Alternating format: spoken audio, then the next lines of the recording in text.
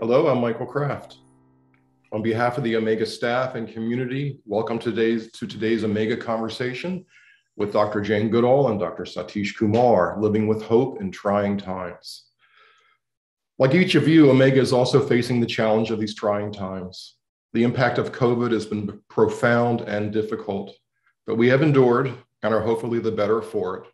Omega remains dedicated to its mission of serving healing and transformation for both individuals and society, but we can only do so with your continued support. In addition to the generosity of our speakers, free Omega conversations like this are made possible by those who become members. To learn more about how you can help support Omega's nonprofit mission, visit eomega.org/become a member. Today's speakers will open by speaking together, and then later we will open the conversation up to questions from you. If you are on Zoom, we ask that you use the raise hand option under reactions in the toolbar at the bottom of your screen. Since our time together is very brief, we do ask that you state a specific question immediately when called upon and allow the speaker to respond. Now it's an honor to introduce today's speakers who have known each other for many years. Jane Goodall is a renowned ethologist, primatologist, and conservationist, author of many books and the founder of the Jane Goodall Institute, which includes Roots and Shoots, a humanitarian and environmental program empowering young people of all ages to become involved in hands-on projects for their communities, animals, including domestic animals, and the environment. Now in its 30th year, it has impacted tens of thousands of young people in more than 100 countries with projects that help people, animals, and the environment. As a United Nations messenger of peace since 2002, Dr. Goodall has been helping the UN focus attention on environmental issues. She is the author of many books, including the most recent, The Book of Hope, a survival guide for trying times. Peace pilgrim, lifelong activist, and former monk Satish Kumar has been inspiring global change for over 50 years. At age 9, Satish renounced the world and joined the Wandering Jain monks. Inspired by Gandhi, he decided at age 18 that he could achieve more back in the world, campaigning to turn Gandhi's vision of a peaceful future into reality. He was also inspired in his early 20s by the British peace activist Bertrand Russell, who was arrested at age 89 in an anti-nuclear demonstration. This prompted Satish's renowned peace pilgrimage from India to Moscow, London, Paris, and America. Walking with no money and depending on the kindness and hospitality of strangers, Satish delivered a humble packet of peace tea to the leaders of the 4 capitals of the nuclear world. Now in his 80s, he has devoted his life to campaigning for ecological regeneration, social justice, and spiritual fulfillment. Satish has served as the editor of Resurgence magazine for 43 years, making him the UK's longest editor of that magazine. He co-founded Schumacher College in South Devon, where he is a visiting fellow. Please join me in welcoming these two wonderful speakers. Thank you, Michael, for such a warm introduction for Jane and for me as well. But today's evening is mostly dedicated to Jane, and I am in conversation with Jane. It is my great pleasure and great honor to be in conversation with my very good friend for many years. So Jane, welcome. And my first question to you is, that the whole world is going through this great pandemic, COVID crisis, and now it's spreading all over the world. Do you have some reflections? I would like to ask 2 questions. One is, why this is happening now? What is the cause of this such a worldwide pandemic? This seems to be something in the history, something new. And secondly, how we deal with it. What can we do? How we live with it and how we deal with it. Why it is and what we do with it. If you can reflect your wisdom and your response to it, we'll be delighted. Jane. Well, I can do my best, Satish. And first of all, the reason that we have this pandemic and the people studying these so-called zoonotic diseases, that diseases that come from animals, they've been predicting this for years, but nobody listened. And we have created this by our absolute disrespect of animals. We brought it on ourselves. So we move into their habitat, We hunt them, kill them, eat them. We traffic them around the world. We sell them in wildlife markets all over the world. We crowd billions of them into these horribly cruel factory farms to be eaten for meat. And so what happens in these very bad conditions makes it very easy for a pathogen like a virus, in this case, to jump from an animal to a person. And when that happens, the virus may be able to bond with a cell in the human body, and it may create a new zoonotic disease, such as COVID-19. So we brought this on ourselves. And by the way, it's the same reason, this disrespect of the natural world, that's led to climate change and loss of biodiversity as well. So what do we do? Well, some countries are relying on what they call herd immunity. You know, if enough people get it, many will die, but those that remain will have a built-in immunity. That's what some countries are doing. But vaccination is the normal route that people go. I don't know, Satish, have you had your jabs? Yes, I had my jab, because I think I have to respond to, so that I don't give to somebody else. But I want to practice more kind of some spiritual retreat and so on. Yeah, well, I'll be careful with that one, because the previous president of Tanzania, he told everybody that they had to come together in the mosques and the churches, hundreds and hundreds of them, and pray, and that it was a disease from the devil. So if they prayed, the disease couldn't thrive. Well, he died of it. The cases in Tanzania were never reported, but so many people I know nearly died in Tanzania. But I am practicing, Jane, I'm practicing retreat in a more single myself at home, and using this time for gardening and walking, studying, writing, and so on. And so I'm not mixing with too many people. No, I know. I was joking, actually. But when you said it, it made me think of Magufuli. Anyway, I have been where you see me now. This is the house I grew up in. And I'm up in the attic. I have this tiny little space. It would make you laugh if you saw how small the space is. And so I've been sitting here for nearly 2 years, reaching out to the world with Zooms and things. And I have never, ever, ever, Satish, I've never been as busy in my whole life. I've never been as tired at the end of every day. Eyes looking at screens, voice talking.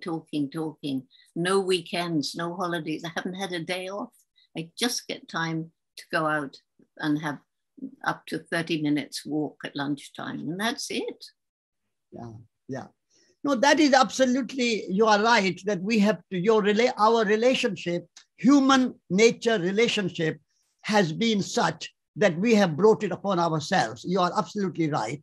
And the impingement and encroachment of the wildlife through our expanding farming and all the kind of animals that we have been rearing, all that like cows and pigs and chickens and so on and so on. So the human footprint on planet Earth has been very heavy. And that is one of the cause of this, not only, as you mentioned, this pandemic, but also climate change. Yep. So climate change, we had a very big conference in Glasgow, COP26. And tens of thousands of people protested against this carbon emission and industrial pollution and waste.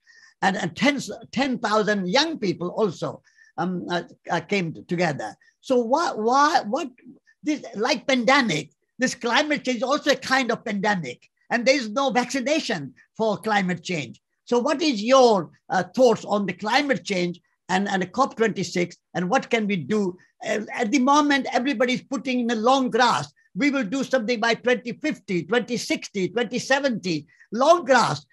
This COP26 has been a bit of cop out. And so what is your reflection on that? I called it a cop out as well. You know, if every promise was kept, even if the promises in the future were kept, wouldn't be too bad. But, you know, all these different COPs, all these promises and commitments and pledges, and how many are being kept? Basically, almost none. And after the Paris Agreement, you know, when all the nations got together and said, well, we're going to voluntarily curb our emissions by this much, the only ones that actually apparently managed to fulfill their commitment were the ones who sent their dirty industry to India or China, who won't take them anymore. Good for them. But we have to take action now. We can't wait. Exactly. No, so, but the people are suggesting that the solution is technology. And through technology, we will find a way of continuing our civilization. Do you think technology has a solution, or do we need to look for some spiritual or some other ecological way of life or something like that? What is the solution to this climate change in your view?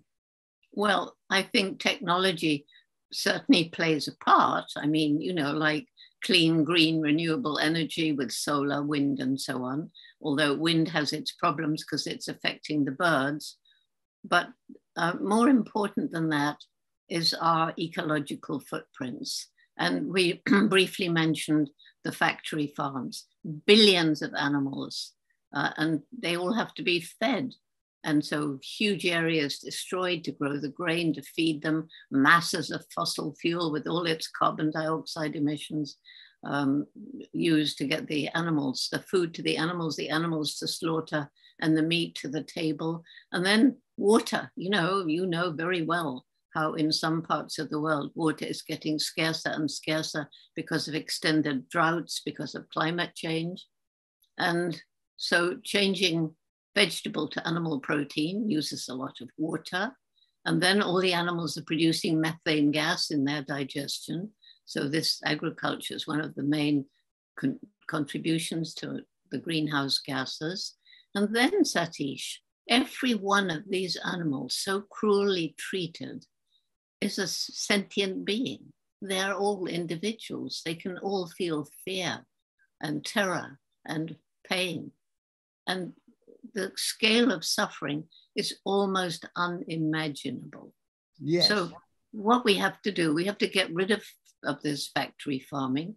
We have to get rid of what's called conventional farming, which means that we're using pesticides and herbicides, which is causing loss of biodiversity and killing the soil. It's killing the soil that we all depend on. And, we have to each think about our own environmental footprint. You do, but an awful lot of people have so much more than they need, so much more than they need. And so what you are saying, Jane, is that in addition to technology, certain amount of technology for renewable energy and so on, we need to change our lifestyle and produce less and produce better quality rather than the quantity. Is that what you are saying? Yeah, sort of saying that. And we certainly have to think about the way we live and what we buy and what we wear and where it comes from and did it harm the environment. But you can only make those choices if you've got a reasonable standard of living. And so we've got to alleviate poverty, because when you're really poor, and you know this better than I, well, at least as much as I do, when you're really poor, you've just got to survive. And if that means cutting down the forest to grow food or to make some money from charcoal or timber, then you do it. If you're in an urban area, you're going to buy the cheapest food. You can't afford to ask, did it hurt the environment? Was it cruel to animals? Is it cheap because of unfair wages? So we've got to alleviate poverty. Yes. So we need to address the poverty. Social justice and environmental justice go hand in hand together. Yeah, and we talked about pandemic, we talked about climate change and Glasgow COP26. And so in these big problems we have today, and these are the two highlights of our problems, and yet you have written this wonderful book, which I had a great pleasure of reading from cover to cover. It's a very, very engaging book.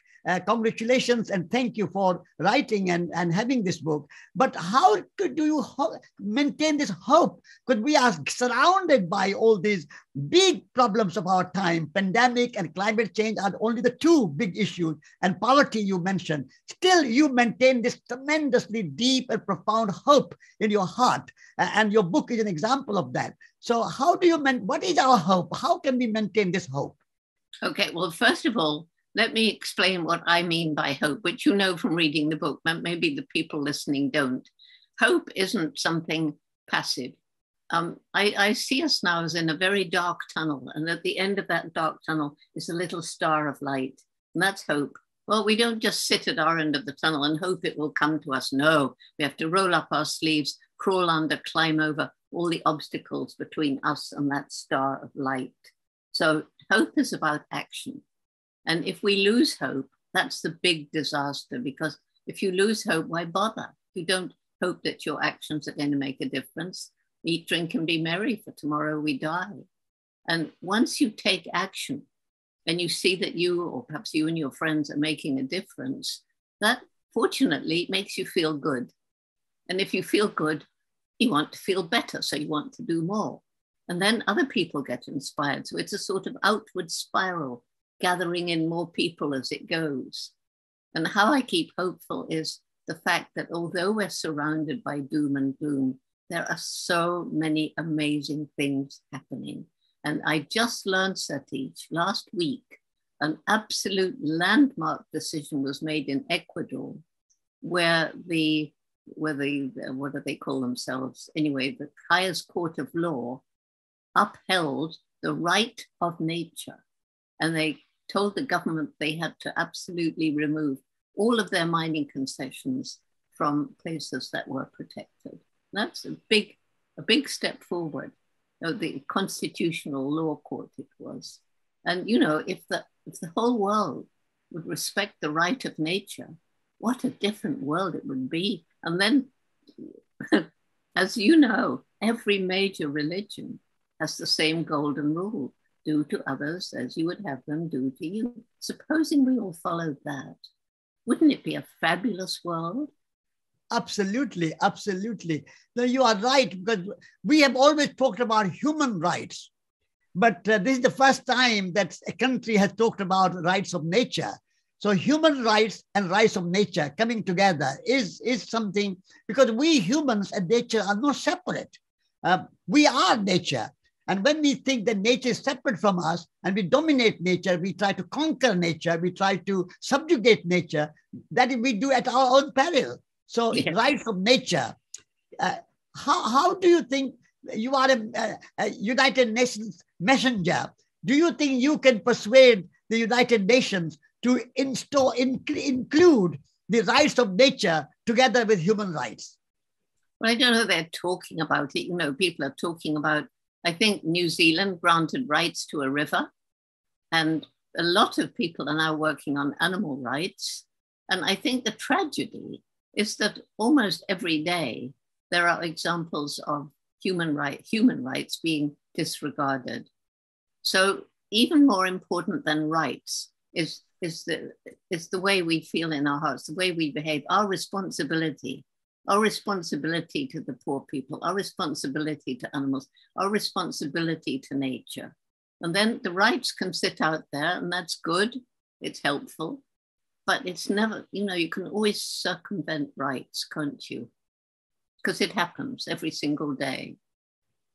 But you know, Satish, I think one of my greatest reasons for hope is the young people, because once they understand the problems and we empower them and perhaps help them to take action, they just go with it. They are in our Roots and Tutor program, they get to choose. They choose, we don't dictate. They choose projects that they feel deeply about. One to help people, one to help animals, one to help the environment, because it's all interrelated. And they're changing the world. They're changing their parents, and they're changing their grandparents. That is one way I find great hope among young people. And your Roots and Shoots program has been outstanding. all over the world, nearly 100 countries where you have been influencing young people. And now you have people like Greta Thunberg in Sweden and tens of thousands of young boys and girls around the world in India, China, Africa, Europe, America, everywhere. Young people are saying Friday for the future. And we don't want to get this sort of industrial way of life again. We want to have ecological, sustainable, regenerative way of life. So your Roots and Shoots program has been the pioneer in bringing young people and inspiring young people. And so I want to congratulate you for that. And I want to ask you how we can spread that more widely. Well, you could help. I mean, you could help with your gatherings and in your magazines. And, anybody can be part of Roots and Shoots because it doesn't cost anything.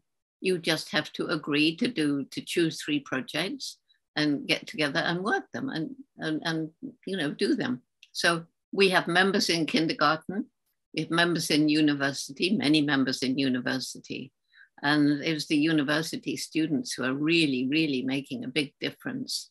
High school as well. And then slightly separate, but part of it, one of our big problems is we have lost our connection with the natural world. We've lost our spiritual connection with the natural world. And that's why we don't value it. And so we need to encourage early education, particularly outdoor early education. And schools need to tell people about climate change. They need to tell people about all the things that are wrong, but not in a... Jane, when you say spiritual connection, because generally we talk about outer change, looking after the planet, looking after people, poverty, etc., etc. But spiritual connection, can you expand on this idea of spiritual connection? What is spiritual connection? This is like an inner change, a change in our own heart and in our own spirit. What do you mean by spiritual connection? Well, probably different people will mean different things. But for me, when I'm out in nature, particularly in the rainforest, because, that's where I studied the chimps for so long. And when I'm on my own in nature, I feel a part of it. And I remember being out in the forest one day. It was a nice, peaceful day, very quiet. There were no chimps around, but, there were birds and insects and everything, beautiful foliage. And I thought to myself, well, this spiritual power, this great spiritual power that I feel all around me, I think there's a spark of that spiritual power in each one of us. And because we're human, we like to name everything. So we call it a soul or a spirit. But I thought to myself, a little spark of that spiritual power is in every single plant and insect and animal. So if we have souls, they have souls. And so for me, out in nature, it's this amazing feeling of being one with the universe, well, with this planet anyway. And so in order to develop this spiritual connection, what do we have to cultivate? Some kind of compassion, empathy? What do you cultivate? Well, I talked about, early childhood education and outdoor education. And when little children are allowed to mess about outside, they become curious, they become fascinated. And I had a wonderful example. It was a little boy of about 3, and he was watching a snail going along. And you know how they glide. And he was looking at this snail as if wondering, how does it move? And suddenly he picked it up, put it on the window pane, ran inside and looked at it from the other side to see if he could work out how on earth it was moving. And that's the kind of curiosity that rouses, interest. And then you learn to love these things because they're so fascinating. And when you love, you want to protect. Yes, that's very good. But we live in the age of Anthropocene and human-made world, and particularly people live in the cities where there's very little connection with nature. And whatever nature we have is all human-made, kind of artificial, very little wild in the cities. So, but now majority of people are living in Mexico City or New York or Mumbai or Beijing or Paris or London. So how people can connect with nature when you are so urbanized and so so kind of city life. No, How do you see that happening, this connection with nature?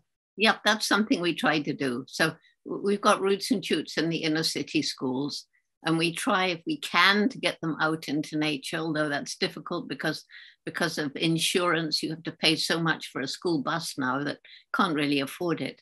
But we can bring nature into the school. And if they have even a very small space, we can plant things in it, and the little children can watch, a flower open, or we can collect caterpillars for them, and they feed the caterpillar and they see it make a chrysalis, and then they see the butterfly come out and slowly the wings spread. And also urban tree planting is so important, because when you have trees, then you bring nature in with the trees, the birds and the insects.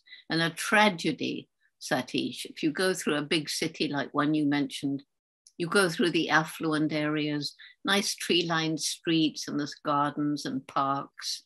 And then you come to an area where it's all cement, concrete, grim, and that's where the poor people live. And that's what we have to work on, is bringing nature into those areas. But they did an experiment in Chicago. They took 2 areas of high crime, and one of them, they started greening. They put trees and flowers and whatever they could. The crime level dropped. And so they quickly did it for the other one where the crime level hadn't dropped. And it was in Japan that they invented this thing, which I was very puzzled about at first. They call it forest bathing. I thought, well, do they put on bathing costumes and go in the forest, or what do they? No, it merely means you spend time out in the forest because it's healing. And now doctors, even in Canada, are prescribing time in nature because it's mentally and physically healing to spend time in the green world. That's wonderful. So nature is therapeutic. Nature heals, and therefore but at the moment there's a lot of eco-anxiety.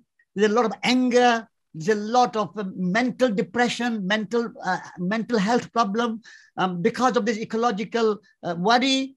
And so what you are suggesting is that being in nature is a kind of therapy for people. Do you connect with eco-anxiety and the fear and a kind of depression and the mental problems which the world is facing, particularly in the Western world, United States and Europe and Japan, these industrialized and highly developed countries, lots and lots of young people, but generally people are suffering from depression and mental illness. And so this connecting with nature, do you think there's some solution there? Well, that is part of the solution. But the other part is, I've had so many people come and say, well, I look around the world and I see all that's going on and I'm just depressed. And what can I do? I can't do anything. Well, if you think, where do you live? Is there anything that particularly bothers you? Do you dislike the litter in the street? Are you worried about homelessness? Are you worried about the stray dogs or cats? Well, think what you can do. Get some friends together. Take action. That's what I say. You take action and you see you do make a difference. And then you want to do more. And so with programs like Roots and Shoots, the young people not only are taking action and feeling good, but they know that in these other, we're actually in 68 countries now.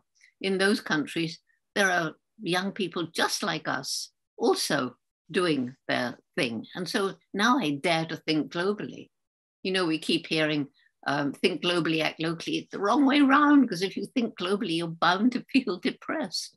But Satish, before pandemic, when I was traveling all the way around the world, I met so many people doing incredible things. I met so many places that we had totally destroyed, and they've been given a chance, and nature will reclaim. I mean, you only have to go down a street, any little crack, some little plant peers up. And it's so amazing. I'm always looking out for it. And there was one Roots and Shoots group, and they were in the city, and they noticed that along the curb, there were little spaces. And so they put seeds, and it was amazing. The flowers came up. So all the way along the city street were flowers blooming. It was beautiful. That's wonderful. That's wonderful to hear, because you dedicated your life in saving, in your early days, in your youth days, saving chimpanzees. And there are many other conservationists are protecting rhinos and tigers and elephants and many endangered species.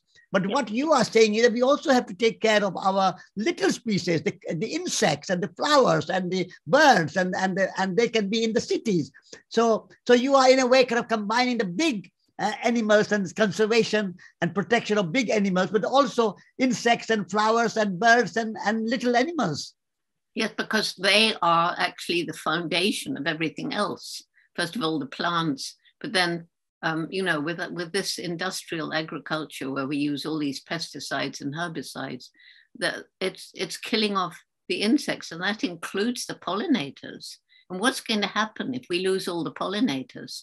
Most of our food is pollinated by, it's mostly bees, but also wasps and some other insects and bats too. So, all of these little creatures, they're really important. And to me, one of the tragedies is that with this industrial farming, we're destroying the composition, the biological composition of the soil. And so Yes. what with cutting down the trees, creating soil erosion so that the wind is removing huge amounts of soil and plunging them into the ocean.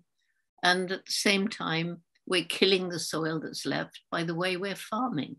And that's why, we need to go back to small-scale family farming, regenerative farming, permaculture. We know what to do, Satish. We know what to do to make the world better, but do we have the will to do it?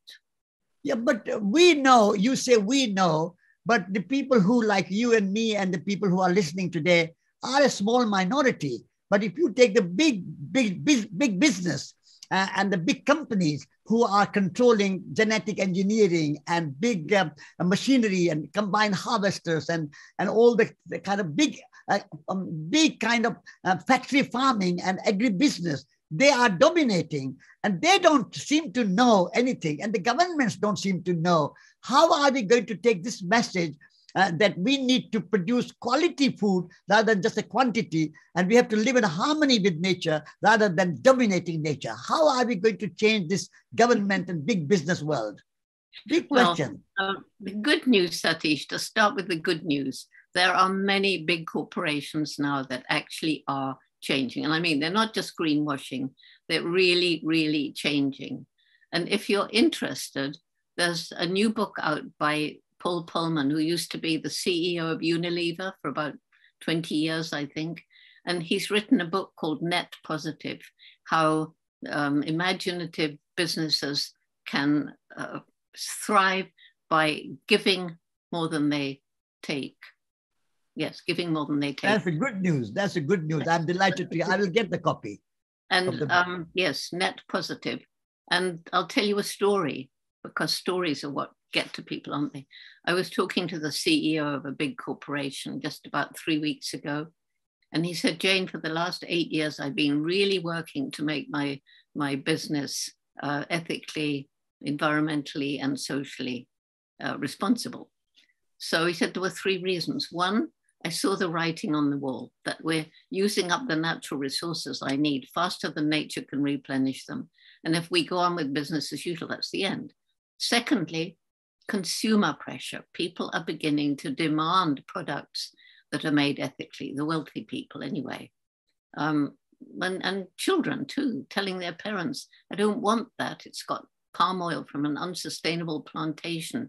I don't want that. It's got factory farmed animal in it, but he said the thing that really tipped the balance for me was about 10 years ago. My little girl came back from school. She was 8 years old, and she said, Daddy, they're telling me that what you do is hurting the planet. That's not true, is it, Daddy? Because it's my planet. Wonderful. Yes. That is a good news, but still, I think I'm very pleased to hear that good news. But to be realistic, the world at large is still following a very domineering, destructive, biologically and ecologically destructive practices. and the European Union is giving subsidies to such farms. And all over in America and Australia and all the big countries, the mega farms with industrial scale. And you are talking about the family farms, small-scale farms, permaculture, but that's a very small minority. How are we going to change this big, wide world? And you are still hopeful, but I want to hear some practical things, how we are going to, but time is very short. Time is almost seems like running out. Well, Satish, if you think of the change that's happened in the last 10 years, if you think of the awareness that's grown even during the pandemic, if you think of the number of people who now realize we need a different relationship with nature, we need a more sustainable, greener economy, we've got to stop thinking that the be-all and end-all is the annual growth of GDP at the expense of the future. There's so many more people thinking that way. And yes, I totally agree with you. We're up against a mighty wall. But if we give up and lose hope and say, oh, well, it's no good, then we've lost. So we just have to encourage more and more people, especially young people. When I say young, you know, university, a lot of our roots and shoots, which began in 91, they're already out and they're in government and they're in business and they do have the right ethic. They keep the ethic of respect with them. So, okay, we don't have time to wait for the kindergarten roots and shoots to grow up, but we've already got a seed up there. And those are the ones we've got to support. Those are the ones we've got to encourage. We've got to help them get into good positions and use the whatever leverage we have to change and tell stories and reach people's hearts. And, you know, if the CEO of Unilever can change, as Paul did, then anybody can change. But anybody can change. There's hope. Yeah. I mean, I agree with you that without hope, there's no way forward. Yeah. To be an activist, you have to be an optimist. If you are a pessimist, you can't be an activist. And without being an activist, you can't change anything. So that's to be an activist, you have to be an optimist and not a pessimist. I agree. Your message of hope is so inspiring. Well, that, you know, you're absolutely right. But the thing that I found doesn't work, and which a lot of activists are using, is putting blame and guilt on people. And I've discovered that if you're approaching, you know, a high-ranking male, usually a male, but females too, high up in business or government, and you telling them they're bad people and don't they understand what they're doing, and you know, you've got to change, I'm insisting you change. They don't want to listen because they're thinking, how can I refute it? Why should this person tell me that I'm doing everything wrong? But if you can find a way to get in there, because I think real change comes from within. That's why for me, storytelling is so very important.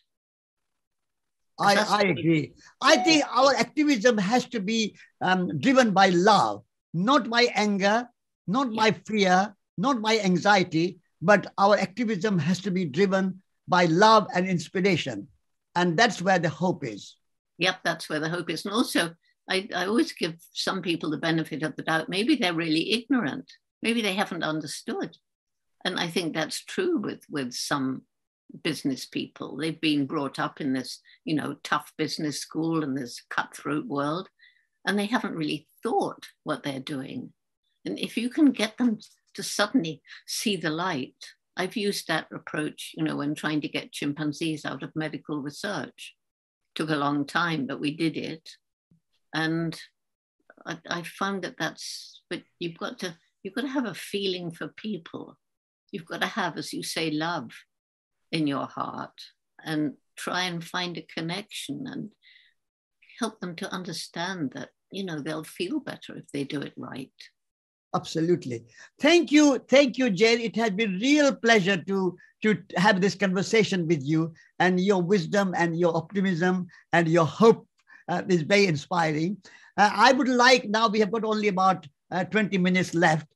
So I would like to ask Michael to invite some questions from the audience, because I'm sure many people who are listening to you will want to ask some questions. So let us open discussion for the audience. Michael, Would you like to coordinate this question answer session? Yes, I will. Thank you, Satish, and thank you, Jane. Let's pick John Andrzejczyk. Yes, question for Dr. Goodall. What can we do about companies who produce pesticides that are illegal in their country of origin, and yet their country allows them to be sold in other countries? An excellent example is paraquat, which is illegal to use in the UK, has been linked to several diseases, and yet they sell it to many other countries, including the US, where it causes diseases and irrevocable harm. What can we do about that? Well, you know, I'm not a politician, and I'm not a guru to answer all of these questions about what we can do, except spread awareness and try and inspire the people in the country where it's being sold to understand the harm it's doing. The problem is, if you live in a dictatorship, which many countries are becoming, you dare not do much because you'll go to prison or even be killed. But if you live in something that calls itself a democracy, you can make your voice heard. And that's all we can do. I don't know what else to do. Spread awareness about the danger of this product. And inform people that this is banned in the country of origin. If it is banned in your own country, why are you selling it in our country? Ask that question loudly and clearly. Yep. Yes, absolutely. Thank you. We'll go back to Grace now. Grace Naughton. I have been very sick for the past 2 years and been diagnosed with so many different autoimmune disorders. And so I have to eat meat. Like the only type of protein I can have is meat. And I can't even have eggs. Like I have to have meat. So I was wondering, like, how do I have peace within doing that? Because obviously I don't want to eat meat. I don't like it, but I have to in order to survive. So how do I have peace within doing that? Well, I would say you have to make sure that it comes from an animal that's freely farmed and not a intensive farm, an animal that gets time out in the grass. And if you think of a wild animal, you know, they're out there, they're wild, they're eating the grass, and they're going to be pounced on and eaten by a lion. So just think of yourself as a lion, but you're a lion that doesn't want to go into the factory farms and take one of those, which might make you sicker, actually. So you want one of the animals that has a really decent life. You'll have to pay a bit more for it, but then, you know, and you thank the animal who's given up its life for you, like the Native Americans do, and so many indigenous people. Absolutely. I agree with Jane. Make sure that your meat is organic. Make sure that it is grass-fed. Make sure that the animal is free range and treated properly. If you have those conditions, then to survival, eating meat is permissible. And science will come up with a way to feed you with meat that isn't from an animal. I'll bet you they can find a way to do that. Okay, that's good. Next Thank question. you. We're going to call on Rima now. Rima.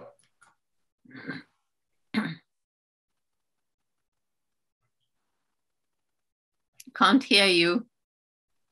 You're muted. I can see you're muted down there. There we go. Yeah. I'm from Vancouver, Canada. I met you a few times, Jane, when you came to talk. It seems Vancouver and the area of British Columbia and Canada has really moved into the crosshairs of climate change. In the summer, we had 3 heat domes, like extraordinary intense heat. A lot of people died here, and particularly seniors. I almost felt like I went into heat stroke myself. You know, it was like 110 Fahrenheit, 15. I mean, normally it's like 85, 90 degrees here. That lasted for about 6 weeks in the summer. And then 3 months later, we had torrential, almost like biblical storms. And there's been massive devastation in flooding. Yeah. So there's been loss of life. A lot of agricultural animals died in the flooding. And it's affected food supply, transportation routes and everything, but this is within 3 months. And I thought it was not an accident that this major rain and flooding happened almost the moment that the COP26 ended. Anyways, what the action I took leading up to COP26 was I've done a lot of personal and spiritual development work, and I've seen the power of collective either meditation or prayer. There's been a lot of work, like say with the TM people. And I actually did a website and put out a call to people to concentrate on using the power of their mind just briefly daily, if they could, on what it is we want to experience rather than what we're actually experiencing right now. And it's not Pollyanna. I mean, there's quite a bit of quantum physics work that backs this up. I'm going to now do phase 2 after the extreme disappointment of COP26 results, of putting out the call. It reached a certain number of people globally to do this. Have you yourself or Satish worked on this sort of aspect of working on people's higher minds, to affect change and social change? Satish, that's your question. The level of consciousness has to be included in all our practical day-to-day activities, because we live at 2 levels. One is a physical level, and the other is a metaphysical level. And the metaphysical level is the level of consciousness, and the consciousness is primary. So I think if we can address that consciousness level, then I think we can reach deeper and further than just a practical physical level, because the world is made of these 2 aspects, the physical and the metaphysical, the practical and the ideal. So the consciousness level is the level which you are talking about. Yeah. Okay. Thank you. The next question is from Nadia Nottingham. Nadia. Hello, Jane and Satish.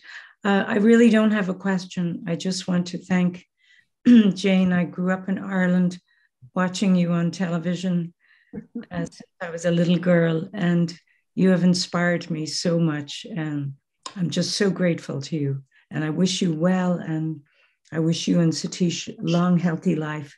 And we have many more in this circle of compassionate beings. Thank you. Oh, thank you. And we both lived pretty long already, haven't we, Satish? Yes, yes. I'm 85, and as Jane is working every day, I'm also doing the same thing, and I enjoy it. I think it's wonderful to have this opportunity to serve our natural world, our planet Earth, our common home, and humanity, and be of service. And I want to be active with love and with compassion in my heart. I want to be active up to the last breath of my life. I don't want to stop. And the same with Jane. Jane has been working all her life, dedicated with love. Her heart is full of love, and she does everything with love. So thank you for your beautiful words. It's very encouraging. And I'm older than you. I'm jolly nearly 87. Really? Really? Yeah. My older sister. Thank you. Yep, but you are so active. It's very inspiring. We have time for several more questions. Tom Nordstrom. Yes, hello. I wanted to, this is a fantastic program. First time I've heard Satish talk, but I met Jane Goodall over 25 years ago when she came to New Jersey, visited my daughter's 5th grade class, and we set up a Roots and Shoots program in Hillside School with Mrs. Macht in New Jersey. And Katrina Macht is now retired, so that teacher retired, but the Roots and Shoots is still going in the back of that Hillside School. So my daughter's now 34. So she has trained, Jane Goodall has trained generations. I'm tearing up now, but generations of people who care about this planet. And I hope that you can continue it into the future. You tell your I'm going to order your book today. Tell your daughter to help us grow Roots and Shoots in her community. And by the way, Katrina Macht is one of our top advisors in Roots and Shoots and our Global Institute. We're still in touch with her. Yep. She took a fifth grade class, and she, one other parent, and we went to Costa Rica with her, with those fifth graders. We had like 20 people on the trip to Costa Rica.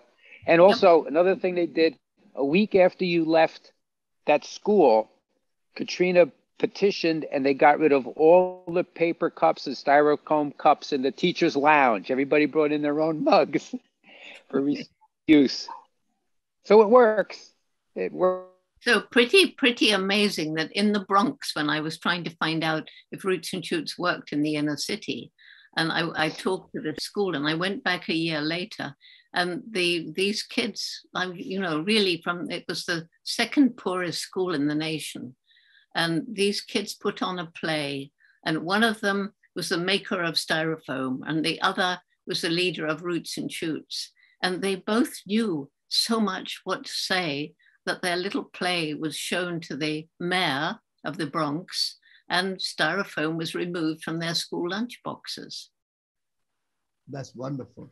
Yeah. There you go. We have a question from Patty Dallas.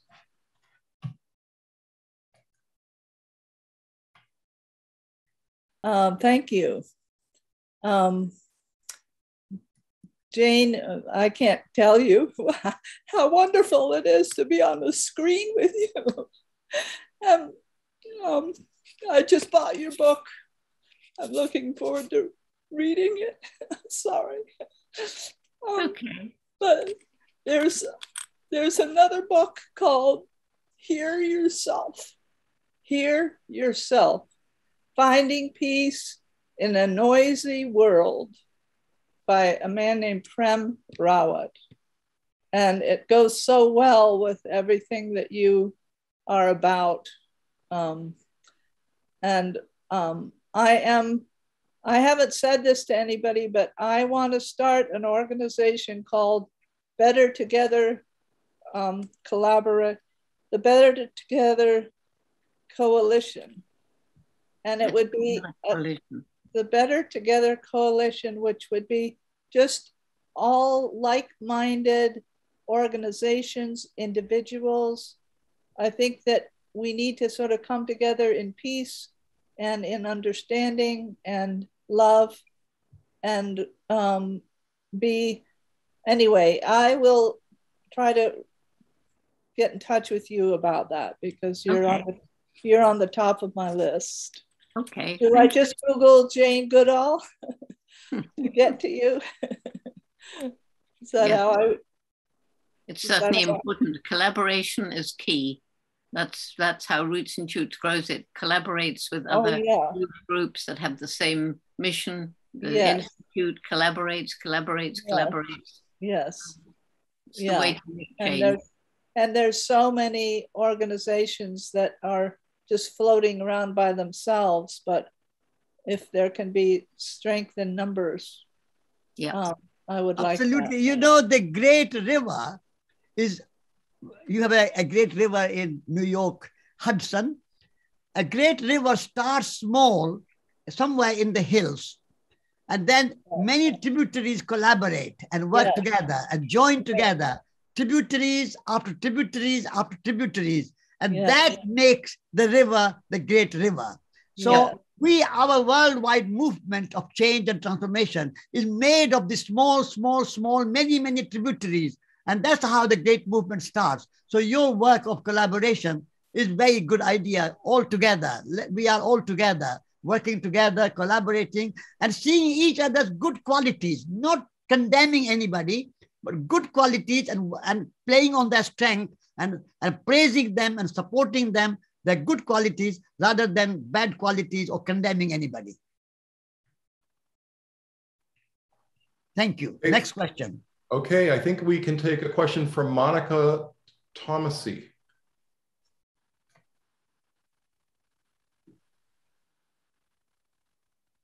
Monica?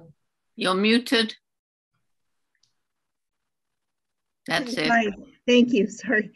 So I'm honored to be here Jane, I followed you since I was a little girl in the 1960s, and I'm proud to say I've had a career in wildlife conservation, and you've been my role model.